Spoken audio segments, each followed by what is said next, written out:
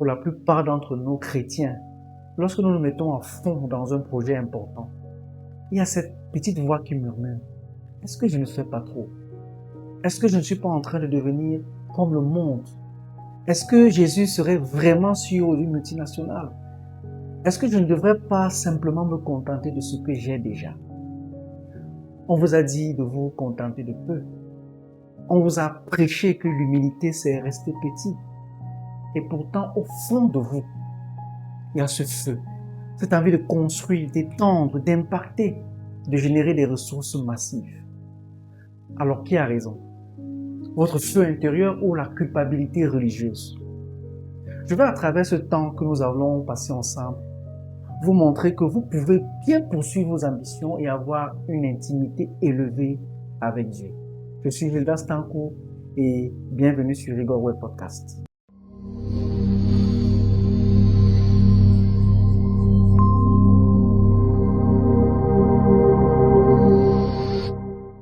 Les chrétiens en général et les entrepreneurs du royaume en particulier sont coincés au milieu d'une tension terrible.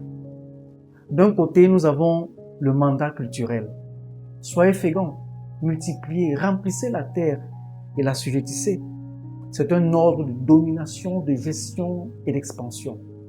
De l'autre côté, nous avons une interprétation souvent tordue de la piété qui associe la pauvreté à la sainteté et l'ambition à l'orgueil de Lucifer. Résultat, nous avons des entrepreneurs chrétiens qui conduisent avec le frein à la main. Vous avancez, mais ça sent le brûler. Vous n'osez pas tuer le marché parce que vous avez peur de perdre votre âme. Laissez-moi creuser un instant sur cette douleur. D'où vient cette peur panique de l'ambition chez les chrétiens? Elle ne vient pas de la Bible, mes amis. Elle vient d'une vieille hérésie qu'on appelle le gnosticisme ou le manichéisme qui a infiltré l'Église depuis des siècles. C'est cette idée fausse qu'il y a deux mondes séparés. Le monde spirituel qui est bon, la prière, le jeûne, l'évangélisation, et le monde matériel qui est mauvais, l'argent, le business, la politique, le corps. Si vous croyez à cela, alors forcément être ambitieux dans le business, dans vos affaires, c'est s'enfoncer dans le mal. Vous vous dites, pour me rapprocher de Dieu, je dois m'éloigner de la matière, donc de la réussite. Mais la Genèse détruit cette idée. Quand Dieu crée l'or, les rivières, les arbres fruitiers, il dit, c'est très bon. Adam n'a pas été déplacé dans un monastère pour chanter des cantiques toute la journée. Il a été placé dans un jardin pour le cultiver et le garder. Le mot hébreu pour cultiver est avoda. Et devinez quoi? C'est le même mot utilisé pour adorer. Donc dans la pensée de Dieu, travailler avec ambition pour faire fructifier la terre et lever les mains pour louer, c'est la même racine spirituelle. Votre entreprise est donc votre autel. Votre ambition est votre offrande. Donc arrêtez de séparer votre dimanche de votre lundi. Votre ambition entrepreneuriale n'est pas une distraction de votre vie spirituelle. Elle est l'expression de votre mandat d'intendant. Si vous êtes dans les affaires pour aimer l'argent et utiliser les gens, il est normal qu'au fond de vous, vous vous sentiez coupable. Mais si vous êtes dans le business pour utiliser l'argent et aimer les gens et les bénir, vos employés, vos clients, vos fournisseurs, alors votre ambition ne doit pas avoir de limites. Je ne vois aucun endroit dans la Bible où Dieu nous donne des restrictions en matière d'amour envers les gens. Il nous demande plutôt de ne pas aimer l'argent et le monde. Mais il rappelle qu'aimer Dieu et les humains sont les deux commandements les plus importants, auxquels dépend toute la foi. Votre ambition pour résoudre un problème spécifique dans votre environnement peut donc naturellement être l'extension de votre amour pour les gens. Et ça, vous devez avoir la paix avec. Avant de continuer, je dois vous poser une question pour que vous réfléchissiez. Imaginez que vous arrivez au ciel. Jésus-Christ vous accueille, il vous aime, vous êtes sauvé. Mais il vous amène dans une bibliothèque et sort un livre intitulé « Le livre de votre destinée ». Il l'ouvre et vous commencez à le lire. Vous tombez sur le chapitre 4, l'entreprise qui a financé 100 Puis vous tombez au chapitre 7, l'innovation médicale qui a sauvé des milliers de vies. Au chapitre 10, vous voyez l'influence politique qui a changé les lois sur la famille. Vous regardez Jésus, les larmes aux yeux, et vous dites, mais Seigneur, il y a une erreur. Je n'ai rien fait de tout cela. Et il vous répond avec douceur mais fermeté, mon fils, ce n'est pas une erreur. C'était ce que j'avais déposé en toi. C'était le capital que je t'avais confié. Mais tu as laissé la fausse humilité et la peur t'empêcher de l'ouvrir. L'enfer n'est pas le seul endroit où il y a des pleurs et des grincements de dents. Le regret éternel d'avoir enterré son talent est une douleur que je ne souhaite à personne. Donc l'ambition n'est pas risquée. Ce qui est risqué, c'est d'arriver devant le trône avec un potentiel intact, jamais utilisé. Ne mourrez pas avec votre musique encore en vous. Le monde a besoin de ce que vous portez. Donc si nous ne sommes pas ambitieux, que se passe-t-il? Si les enfants de Dieu désertent les sphères d'influence, l'économie, les médias, la technologie, qui reste aux commandes? Ne courons-nous pas le danger de laisser le monde nous dompter? Si les chrétiens restent en marge des progrès, comment le royaume de Dieu peut-il continuer d'être le sel et la lumière? Le sel doit toucher la viande pour la conserver. La lumière doit être sur la montagne, pas sous le boisseau. Une église sans ambition est une église qui a cessé de croire que son Dieu est le roi de l'univers. Je sais, certains me diront que notre royaume n'est pas d'ici-bas. C'est encore là un mensonge déguisé sous le prisme de la spiritualité. Oui, notre royaume n'est pas d'ici-bas. Oui, nous devons garder les regards sur les choses d'en haut, non sur celles qui sont sur la terre. Mais si Jésus-Christ nous a sauvés et nous laissés encore sur la terre, c'est que la qualité de la vie que nous aurons eue en tant que disciples a certainement un impact massif sur le royaume de Dieu. Et d'autres vont rétorquer que penser comme cela, c'est l'attachement au monde. Et ils vont passer des heures et des heures chaque jour à se plaindre de ce qui ne va pas autour d'eux, à s'inquiéter de l'argent qu'ils n'ont pas pour résoudre les problèmes, alors que Dieu a mis des talents en eux, qu'ils piétinent au nom de l'humilité. Cela non plus ne fait pas honneur à Dieu, car le serviteur de la parabole des talents, qui n'a pas fait prospérer le talent qui lui avait été donné, a été qualifié comment? De serviteur méchant. Si vous êtes encore là, ne partez pas. Restez jusqu'à la fin de cette vidéo est un bon investissement pour vous. Vous ne le regretterez pas. À la fin de cette vidéo, vous n'aurez plus seulement l'envie de réussir. Vous aurez une autorisation divine pour être ambitieux. Vous allez sortir d'ici totalement aligné avec la paix et surtout, plus rien ne vous arrêtera sauf Dieu ou votre foi personnelle. Pour guérir, il faut comprendre. Pourquoi le mot ambition fait-il peur? Mettez une pause pour répondre avant de continuer. Vous avez votre réponse? Avançons pour que vous écoutiez ma perspective. Le mot ambition fait peur parce que nous ne connaissons pas son sens. Regardons le latin. Le mot vient de ambitio. À Rome, l'ambitio, c'était littéralement l'acte de tourner autour. C'était le candidat politique qui marchait dans les rues serrant les mains pour solliciter des votes et des honneurs. Dans ce sens, Racine, oui, il y a un danger. C'est la quête de validation humaine. C'est faire des choses pour qu'on nous regarde. Si votre ambition, c'est cela, alors c'est toxique. Mais allons voir le Nouveau Testament. Les apôtres utilisaient le grec. Il y a un mot magnifique, philotimia. Philos qui signifie l'amour ou l'ami et timé qui signifie l'honneur. L'amour de l'honneur en quelque sorte. L'apôtre Paul utilise ce mot dans Romains 15, verset 20. Il dit, j'ai eu l'ambition, philotiménon, de prêcher l'évangile là où Christ n'avait pas été nommé. Paul avait de l'ambition. Il ne voulait pas construire sur le fondement d'autrui. Il voulait être un pionnier. Il avait le zèle. Dans 1 Thessaloniciens 4, verset 11, il utilise le même mot pour dire « mettez votre honneur » ou « ayez l'ambition de vivre tranquille et de travailler de vos mains ».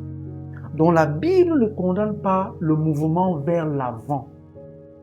Elle distingue le zèle pour Dieu de l'ambition égoïste. Je veux qu'on s'arrête une minute de plus sur ce concept grec, car c'est là que se joue votre liberté. Le Nouveau Testament fait une distinction chirurgicale que nos traductions françaises ratent souvent. Il y a une mauvaise ambition, dont l'apôtre Jacques en parle dans Jacques 3, verset 14. Le mot grec est eritheia. C'était le terme pour décrire les mercenaires politiques, des gens qui ne travaillent que pour le salaire, qui créent des factions, des divisions pour grimper l'échelle sociale. C'est l'ambition qui écrase l'autre pour monter. C'est le moi d'abord. Si votre ambition vous pousse à négliger votre famille, à frauder le fisc ou à mépriser vos employés, vous êtes dans eritheia. C'est démoniaque déjà. Mais Paul, lui, parle de philotimia dans 2 Corinthiens 5, verset 9. C'est pour cela aussi que nous mettons notre point d'honneur à lui être agréable. Regardez la nuance. L'ambition du monde, eritheia, cherche la gloire des hommes. L'ambition du royaume, philotimia, cherche la gloire de Dieu par l'excellence. Imaginez un architecte chrétien. S'il est dans eritheia, il veut construire la plus haute tour juste pour qu'on grave son nom dessus, quitte à utiliser des matériaux bon marché. S'il est dans philotimia, il a l'ambition de construire le bâtiment le plus beau, le plus sûr, le plus innovant, parce qu'il sait que son travail reflète l'excellence de son Créateur. Il veut que les gens, en voyant le bâtiment, disent « Waouh, quel talent !» et qu'ils puissent répondre « C'est Dieu qui m'inspire ». Vous voyez, l'intensité du travail est la même. L'ambition est grande dans les deux cas, mais l'esprit est opposé. Ne tuez pas l'ambition, changez-en l'esprit. Plongeons maintenant dans l'Ancien Testament, la racine de notre foi. Le mot pour désir est souvent ava ou shachek. Shachek, c'est un attachement passionné. C'est le mot utilisé pour l'amour de Dieu pour son peuple, mais aussi pour le désir qu'un homme a de construire ou de réaliser quelque chose. Dieu nous a créés comme des êtres de désir. Le problème n'a jamais été la grandeur du désir. Le problème a toujours été vers quoi ce désir est-il dirigé.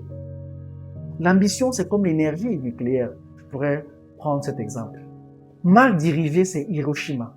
Mais bien dirigé, elle éclaire une ville entière. Dieu ne veut pas éteindre votre réacteur nucléaire. Il veut juste s'assurer que c'est lui qui tient les commandes. Ouvrez vos Bibles ou notez ceci. C'est le pilier de mon message aujourd'hui. Proverbe 10, verset 24 dit ceci.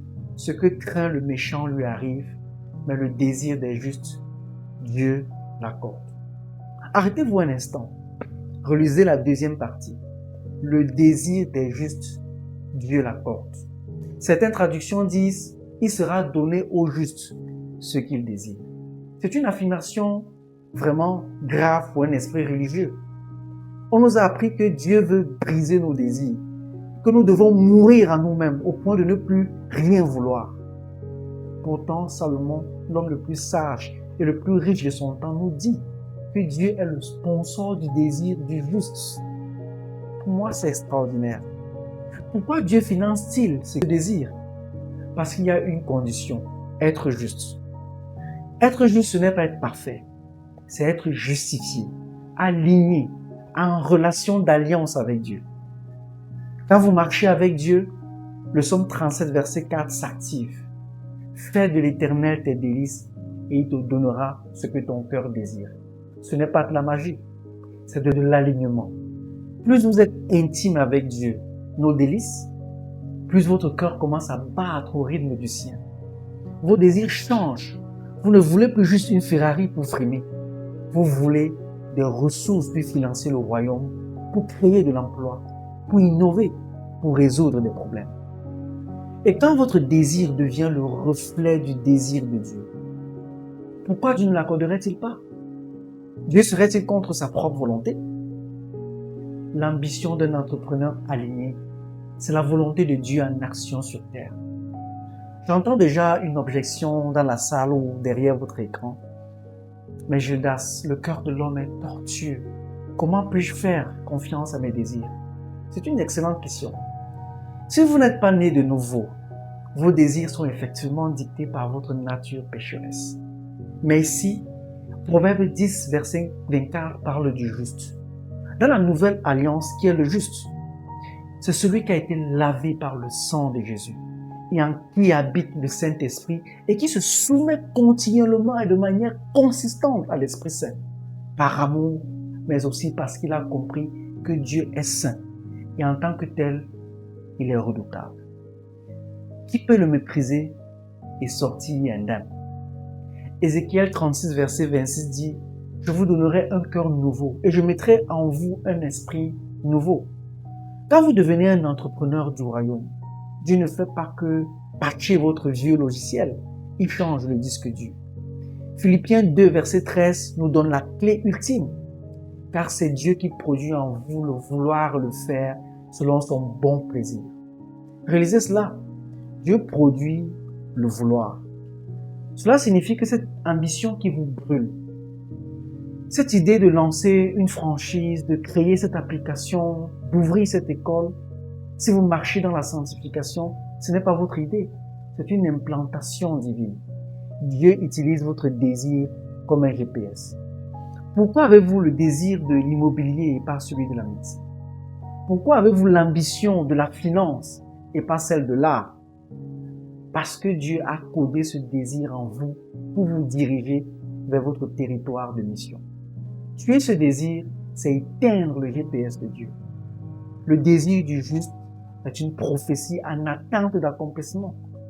Quand vous ressentez cette ambition monter, ne dites pas « Loin de moi, Satan ». Dites « Seigneur, est-ce toi qui m'appelles à conquérir cette montagne ?» Si vous avez la paix et que cela ne contredit pas la parole, alors foncez, car Dieu accorde ce qu'il a lui-même inspiré. Nous devons donc déconstruire un mensonge. La médiocrité n'est pas le fruit de l'esprit.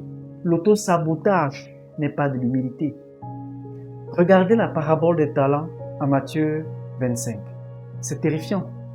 Le maître part, il donne des talents, c'est-à-dire du capital. 2 serviteurs sont ambitieux. Ils prennent des risques, le trading de l'époque. Ils doublent la mise. Et le 3e n'a aucune ambition. Il veut conserver. Il a peur. Il dit, je savais que tu es un homme dur. J'ai eu peur et j'ai caché ton talent.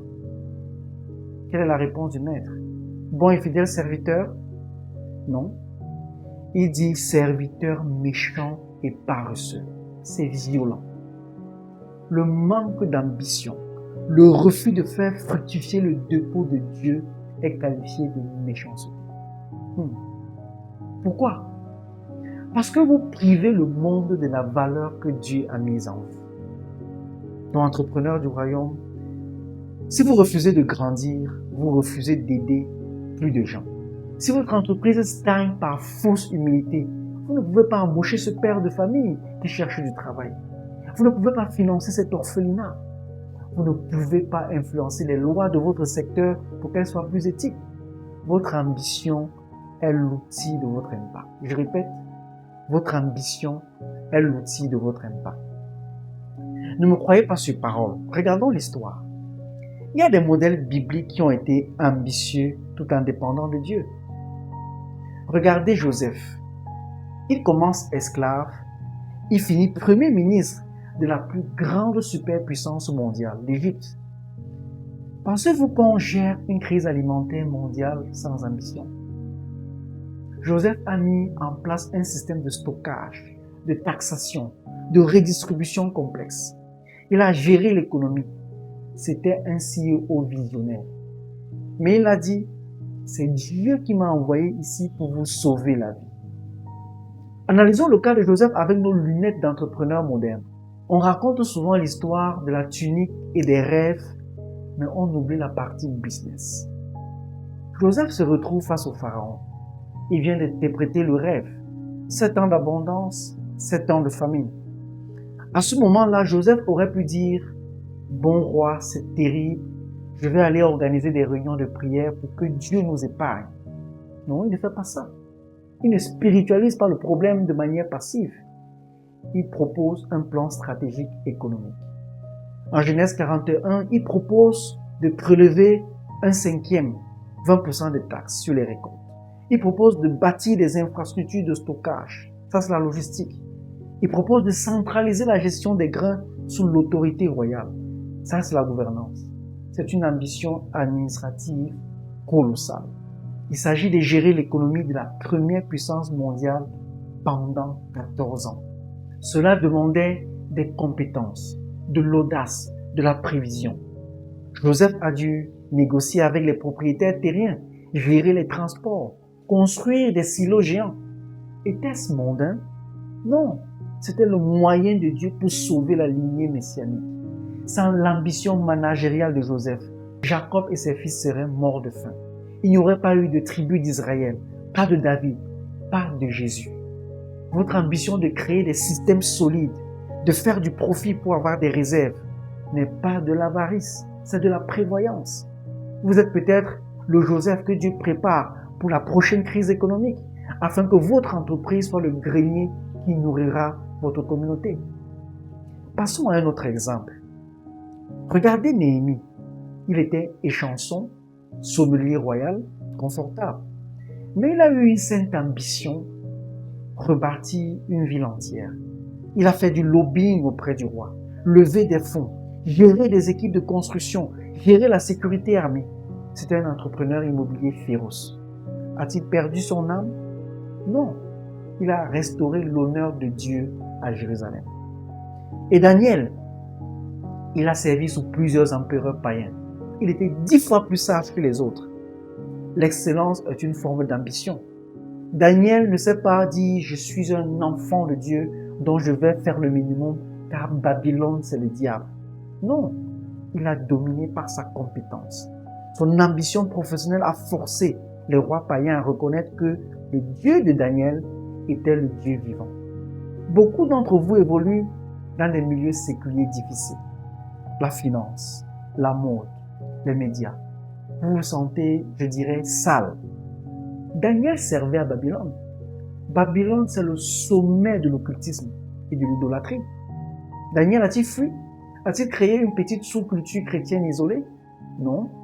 Le texte dit qu'il a appris la langue et la culture des Chaldéens. Il a accepté d'entrer dans le système éducatif de l'élite. Il avait l'ambition d'être le meilleur parmi les magiciens et les satrapes. Mais attention, c'est là le secret. Il a tracé une ligne rouge. Il a excellé dans tout. La science, la politique, la gestion. Sauf là où la loi de Dieu était compromise. Il ne s'est pas souillé avec les mains du roi. Il n'a pas arrêté de prier. Son ambition l'a propulsé numéro 2 du royaume. Et parce qu'il était numéro 2, quand il a été jeté dans la fosse au lion et qu'il en est sorti vivant, qui a vu le miracle? Le roi Darius. Et le roi a fait un décret pour que tout l'empire craigne le Dieu de Daniel. Si Daniel n'avait pas eu l'ambition politique de monter en grade, son témoignage serait resté dans sa chambre. Son influence a été proportionnelle à son ambition professionnelle. Dieu a besoin de vous au conseil d'administration, pas seulement à la chorale.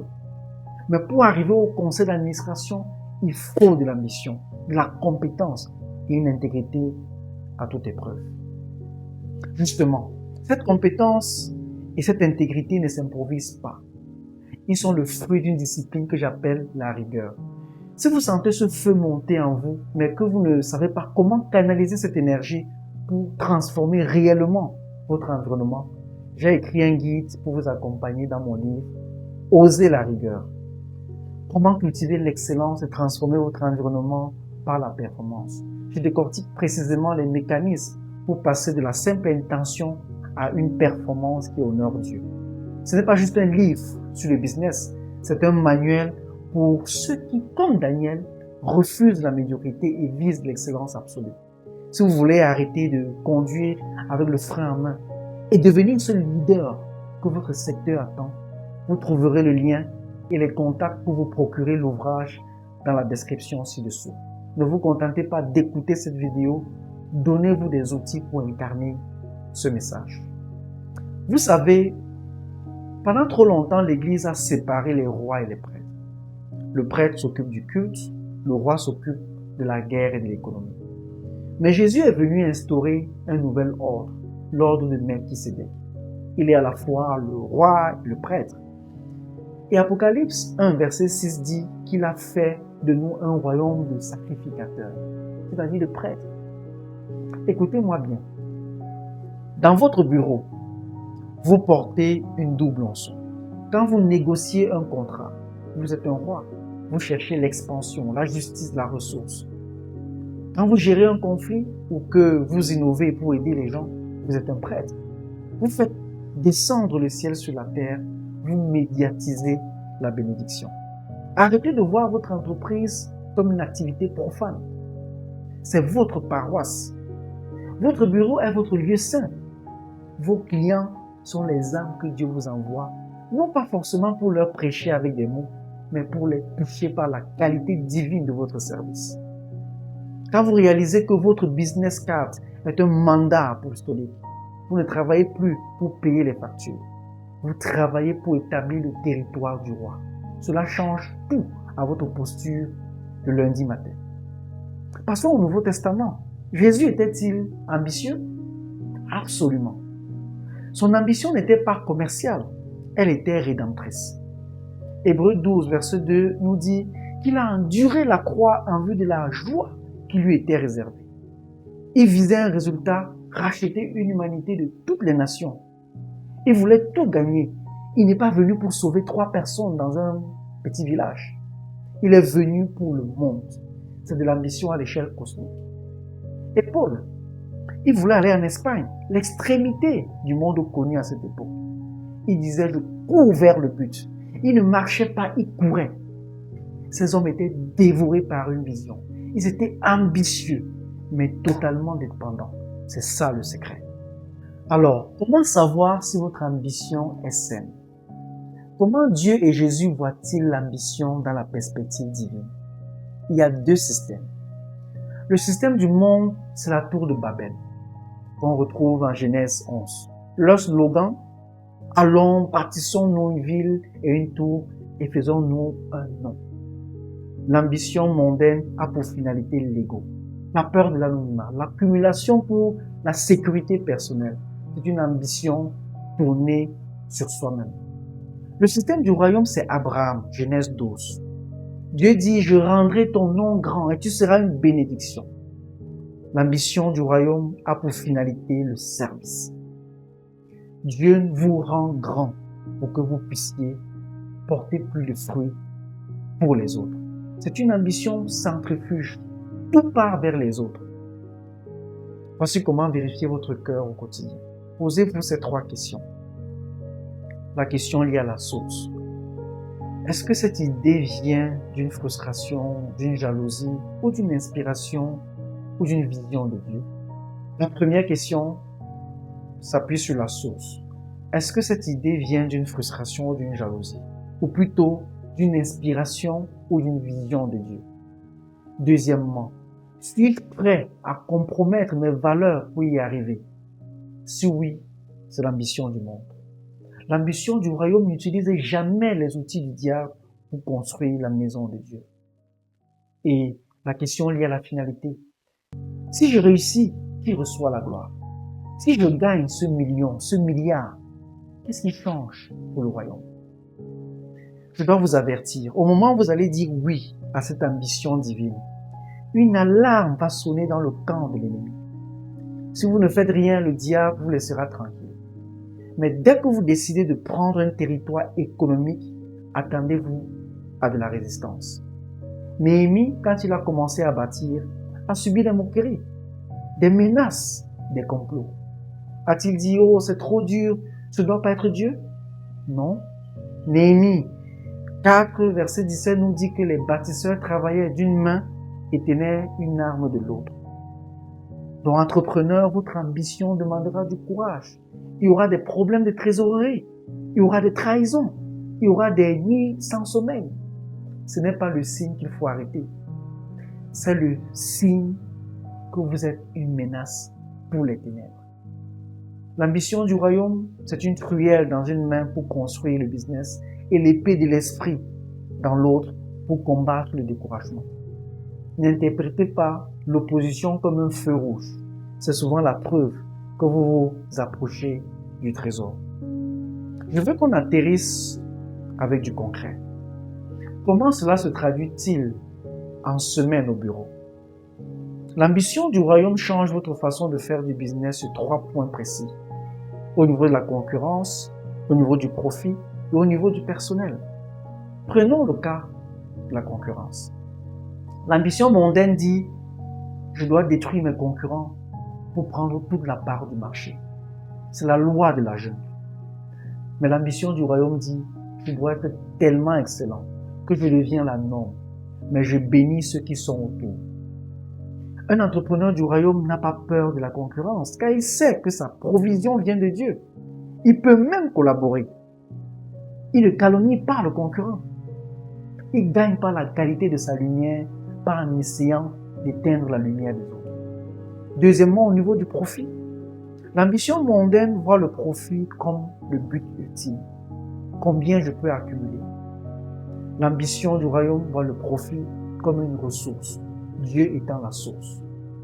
Combien de profit je dois générer pour financer cette vision? Le profit est nécessaire parce que sans profit, l'entreprise meurt. Mais pour nous, le profit est le carburant, pas la destination. On ne conduit pas pour mettre de l'essence, on met de l'essence pour conduire. Soyez très ambitieux sur vos marches, car le royaume a besoin de beaucoup de carburant. Troisièmement, au niveau du personnel. L'ambition mondaine utilise les gens pour bâtir le rêve du leader. L'ambition du royaume utilise le rêve du leader pour bâtir les gens. Quand vous êtes un boss ambitieux selon Dieu, vos employés grandissent, ils deviennent meilleurs. Votre entreprise devient un incubateur de destinée. Vous êtes exigeant, oui, mais vous êtes juste. Posez-vous la question suivante. Est-ce que les gens qui travaillent pour moi deviennent de meilleures versions d'eux-mêmes? C'est ça la véritable grandeur. Jésus a dit que le plus grand parmi vous soit le serviteur de tous. Dans le business, cela signifie que votre produit ou service doit servir le plus grand nombre avec la plus grande excellence. C'est ça la vraie ambition. L'ambition n'est pas votre maître, c'est votre moteur. Le carburant, c'est le Saint-Esprit. Le volant, c'est la parole de Dieu. Ne tuez pas le moteur. Si vous tuez votre ambition, vous devenez un véhicule à l'arrêt. Dieu ne veut pas diriger un véhicule à l'arrêt. Il dirige ce qui est en mouvement. Soyez ambitieux. Visez l'excellence. Visez la première place du marché. Mais faites-le à genoux. C'est ça le paradoxe du royaume. Le lion dans les affaires, l'agneau dans le secret. Nous arrivons à la fin. Je veux m'adresser à l'entrepreneur qui m'écoute et qui a mis ses rêves en veilleuse par peur de déplaire à Dieu. Aujourd'hui, je déclare que cette saison est terminée. Proverbe 10, verset 24 est votre partage. Le désir des justes, Dieu l'accorde. Vous avez le droit de rêver grand. Vous avez le devoir d'être compétent.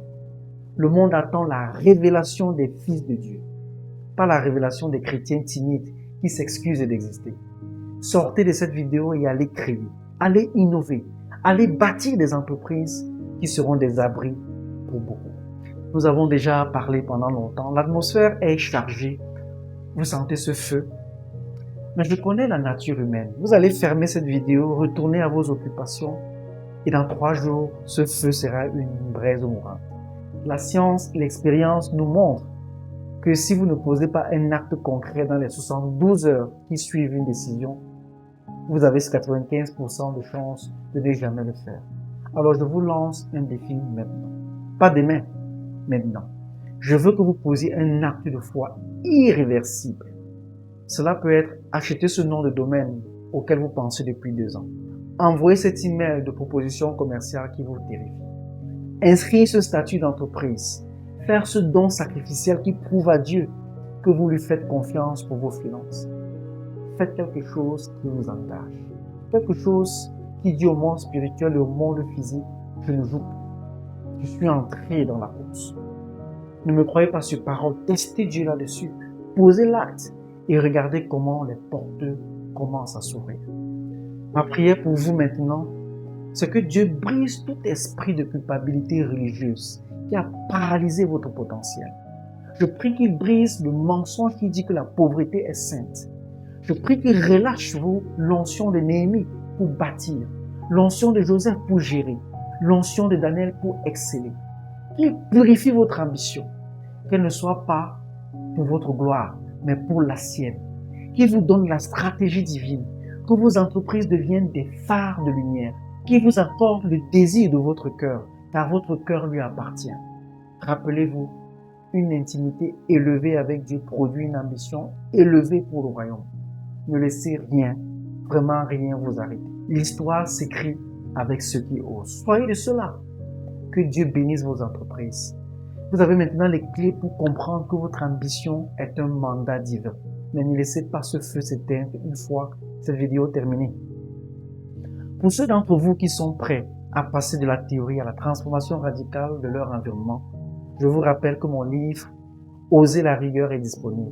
C'est l'outil que j'ai conçu pour vous aider à structurer cette ambition par une performance qui ne sacrifie jamais votre âme. Si vous voulez bâtir un héritage, si vous voulez que vos entreprises soient de véritables phares de lumière, comme nous l'avons vu aujourd'hui, faites ce pas. Cliquez sur le lien en description pour commander votre exemplaire ou appeler au numéro indiqué. N'oubliez pas de vous abonner à Rigor Web pour continuer à nourrir votre esprit et vos projets. Partagez cette vidéo à un entrepreneur qui a besoin de briser ses chaînes aujourd'hui. Allez manifester l'excellence. L'histoire s'écrit avec ceux qui osent. Soyez de cela. Que Dieu bénisse vos entreprises. On se retrouve au sommet. Au revoir.